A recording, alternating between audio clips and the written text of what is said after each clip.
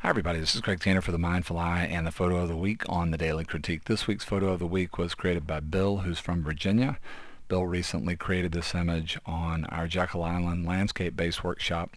Bill shot this with a Canon EOS 1DS Mark III, an effective focal length of 22 millimeters. Exposure trio is ISO 200 f11 and 1/45th of a second.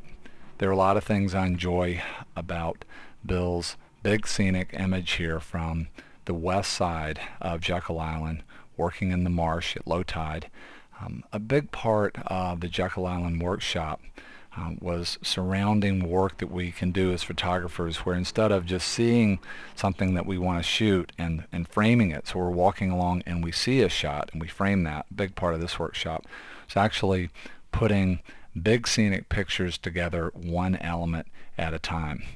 When we go to super wide focal lengths, 24 millimeters or wider, if we get very, very close to a subject that is a foreground, we have the potential for so much perspective distortion that we can essentially make up realities in the camera that we're not seeing with our eyes because we're not experiencing that perspective distortion. One of the ways that we talked about working with this idea of the super wide and perspective distortion is looking to the sky.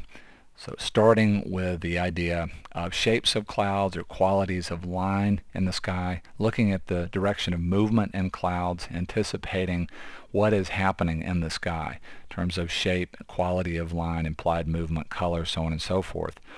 And then getting in the flow of that and then moving ourselves and using the perspective distortion of the wide-angle lens to find foregrounds and middle grounds that will be unified or go with the background of the sky. That's an idea that Bill is working with here.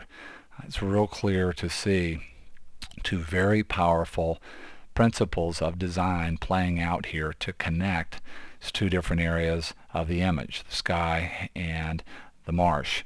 Bill's working in a very powerful way with the repetition of formal symmetry or formal balance in both parts of the scene. If we cut the sky on the y-axis pretty close to a direct mirror flip, and there's a real strong sense of that in the foreground. If we look at the quality of shape and the silhouette of the marsh grass, how that's mirrored overall shape of the mud, and between that and even this line that sort of mirrors the wing shape of the cloud in the background. Then Bill has two subjects that are different than those ideas, and they're close to centered on the y-axis in the image. This place where the marsh mud changes and this cloud, that is the singular cloud in the negative space above this wing-shaped cloud. You get a real strong sense in both halves of the image. Formal symmetry playing out, and that also means that there's quite a bit of repetition and rhythm. Really beautiful the way this line is mirroring the top of the line of the cloud, and also beautiful to me how the subtlety of these areas that are reflecting more light are rhyming, the way the clouds up here are breaking up the negative space that's happening above the cloud. Lots of beautiful repetitions and rhythms in the image. Another thing that I really enjoy about Bill's image is that the super high value colors that we can experience at sunset, like reds and oranges and yellows, are showing up here in a very limited amount. And that can be a really powerful way to work with high value ideas, to have just a little bit of a high value idea like orange, but then a lot of a lower value idea like blue. Very exciting way to work in terms of the design principle of proportion.